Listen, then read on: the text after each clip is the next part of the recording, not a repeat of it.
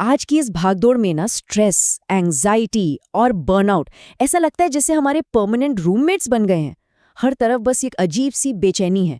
तो चलिए आज इस मुद्दे की गहराई में चलते हैं। आज की इस चर्चा में हम भगवान बुद्ध की शिक्षाओं को किसी धार्मिक उपदेश की तरह नहीं, बल्कि एक अल्टीमेट मेडिकल डायग्नोसिस की तरह देखेंगे। जरा सोचिए, एक ऐसा प्राचीन चिकित्सक जिसने इंसानी मन की बीमारियों की बिल्कुल सटीक नस पकड़ ली थी। ये कोई पुरानी फिलॉसफी नहीं है, बल्कि आज के इस मेंटल स्ट्रेस का सबसे अचूक, सबसे परफेक्ट मेडिकल इलाज है। हर इंसान आज शांति और सुकून के पीछे भाग रहा है ना? लेकिन अक्सर होता क्या है, हाथ लगती है सिर्फ खालीपन और हताशा। यहाँ एक बहुत ही गहरा सवाल उठता है, क्या हमारा आधुनिक समाज बीमारी की असली जड़ को ठीक करने के बजाय सिर्फ लक्षणों को छिपाने की कोशिश कर रहा है? हम स्ट्रेस कम करने के लिए नए नए गैजेट्स ले आते हैं, शॉर्टकट्स ढूंढते हैं, महंगी छुट्टियां प्लान कर लेते हैं। लेकिन सच तो ये है कि ये सब सिर्फ दर्द को दबाने वाली पेन किलर्स की तरह हैं, जो मूल कारण को कभी खत्म नहीं करते। तो इस प्राचीन और अचूक इलाज को सही से समझने के लिए आज के इस सफर में हम एक बहुत ही क्लियर रोड मैप फॉलो करेंगे। हम उस प्राचीन चिकित्सक की यात्रा से शुरुआत करेंगे, समझेंगे कि उन्होंने हमारे दुखों को कैसे डायग्नोस किया, फिर उनके अष्टांगिक नुस्खे और मानसिक डिटॉक्स को डिकोड करेंगे, और आखिर में देखेंगे कि कैसे ये सदियों पुराना ज्ञान आज के हमारे मॉडर्न प्रॉब्लम्स का एकदम सटीक समाधान बन जाता है। अब डॉक्टर के इस बेहतरीन नुस्खे को गहराई से समझने से पहले उस इंसान की जर्नी को समझना बहुत जरूरी है। एक ऐसा सफर जहां एक महलों में रहने वाला, दुनिया की कड़वी सच्चाइयों से बिल्कुल अनजान राजकुमार आगे चलकर दुनिया का सबसे बड़ा हीलर बन गया। ये ऐतिहासिक बदलाव वाकई रोंगटे खड़े कर देने वाला है। 563 ईसा पूर्व में सिद्धार्थ गौतम का जन्म हुआ। एक ऐसा जीवन जहां हर सुख सुविधा उनके कदमों में थी। लेकिन जब उन्होंने पहली बार जिंदगी की असली और कठोर सच्चाइयों का सामना किया, जैसे बुढ़ापा, बीमारी और मृत्यु, तो मानो उन्हें गहरा झटका लगा। उन्होंने राजसी सुख सुविधाओं को पूरी तरह से त्याग दिया। उन्होंने कठोर तपस्या भी करके देखी, लेकिन बहुत जल्द उन्हें एहसास हो गया कि अत्यधिक भोग हो या अत्यधिक तपस्या, ये दोनों ही रास्ते एक्सट्रीम हैं। फिर उन्होंने चुना मध्यम मार्ग। इसी मार्ग पर चलकर उन्हें बोधगया में ज्ञान की प्राप्ति हुई, और 483 ईसा पूर्व ने अपने परिनिर्वाण तक उन्होंने अपना ये अद्भुत इलाज पूरी दुनिया के साथ बांटा। ज्ञान प्राप्ति के बाद जो उनकी पहली शिक्षा थी ना, वो कोई रहस्यमय प्रवचन नहीं थी, बल्कि एक मास्टर फिजिशियन की तरह वो इंसानी स्थिति का एक परफेक्टली स्ट्रक्चर्ड क्लिनिकल इवैल्यूएशन था। इस पूरी अप्रोच की सबसे दिलचस्प बात यह है कि ये पूरी तरह से साइंटिफिक है, बिल्कुल एक डॉक्टर के डायग्नोसिस की तरह। सबसे पहले स्टेप में उन्होंने बीमारी के लक्षण की पहचान की, जो है दुख, यानी हमारी जिंदगी में लगातार बना रहने वाला असंतोष। दूसरे स्टेप में उन्होंने इस बीमारी की जड़ को पकड़ा, जो है तृष्णा, या हमारी कभी खत्म न होने वाली लालसा। तीसरे स्टेप में एक बहुत ही पॉजिटिव प्रोग्नोसिस दिया गया कि हाँ, घबराइए मत, इसका एक पक्का इलाज मौजूद है। और फिर आता है चौथा और सबसे अहम स्टेप, एग्जैक्ट ट्रीटमेंट, और वो ट्रीटमेंट है अष्टांगिक मार्ग। तो अब जब बीमारी और उसका प्रोग्नोसिस दोनों बिल्कुल साफ हैं, तो सीधे उस दवा की बात करते हैं जो प्रिस्क्राइब की गई है। और सच मानिए, ये दवा कोई जादुई मंत्र या टोना टोटका बिल्कुल नहीं है, बल्कि ये एक बेहद ही प्रैक्टिकल फ्रेमवर्क है। इस अष्टांगिक नुस्खे में 8 आपस में जुड़े हुए कदम शामिल हैं: सम्यक दृष्टि, सम्यक संकल्प, वाणी, कर्म, आजीविका, व्यायाम, स्मृति और आखिर में समाधि। ये 8 कदम कोई वन टाइम कोर्स नहीं है, बल्कि इंसानी मन को दुखों से पूरी तरह आज़ाद करने के लिए इन्हें लगातार अपनी जिंदगी में उतारना होता है। अब यहाँ एक बात समझना बहुत ज़रूरी है।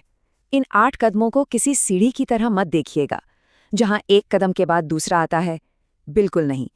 इसके बजाय ये एक पहिए की तीलियों की तरह एक साथ काम करते हैं। ज़रा सोचिए, अगर पहिए की एक भी तीली टूट जाए या उसे हम इग्नोर कर दें तो क्या होगा? जीवन के सफ़र का ये पहिया बुरी तरह से डगमगाने लगेगा। इसलिए इन सभी का एक साथ एक बैलेंस में रहना सबसे ज़्यादा अहम है।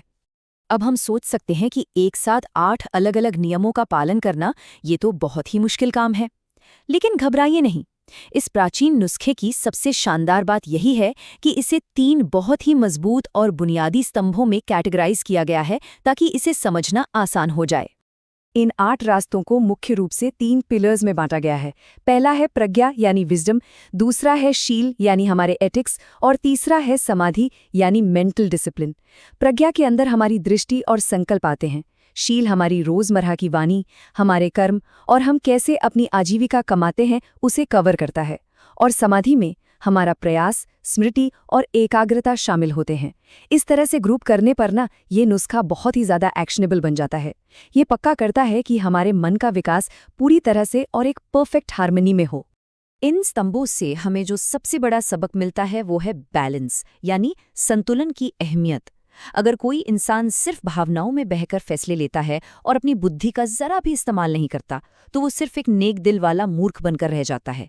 वहीं दूसरी तरफ अगर कोई इंसान सिर्फ लॉजिक और दिमाग का इस्तेमाल करता है लेकिन उसमें रत्ती भर भी भावना या करुणा नहीं है तो वो एक बहुत ही कठोर और रूखा इंसान बन जाता है।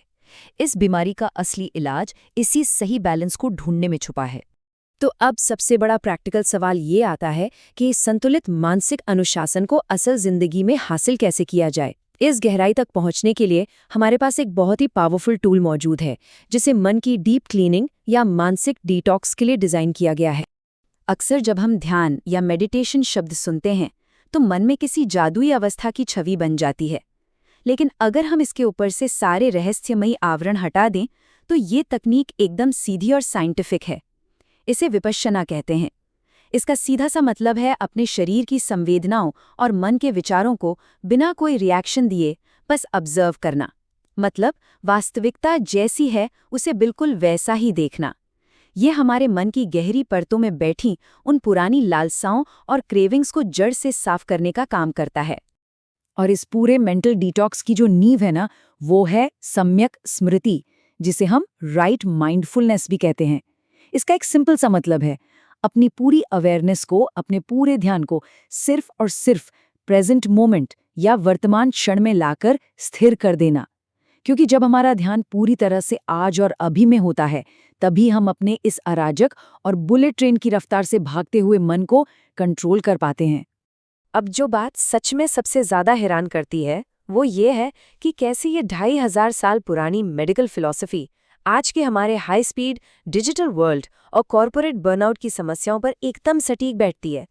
ऐसा लगता है जैसे ये आज ही के लिए लिखी गई हो। जरा सोच कर देखिए, ये प्राचीन समाधान हमारी आज की मॉडर्न प्रॉब्लम्स को सीधे हिट करते हैं।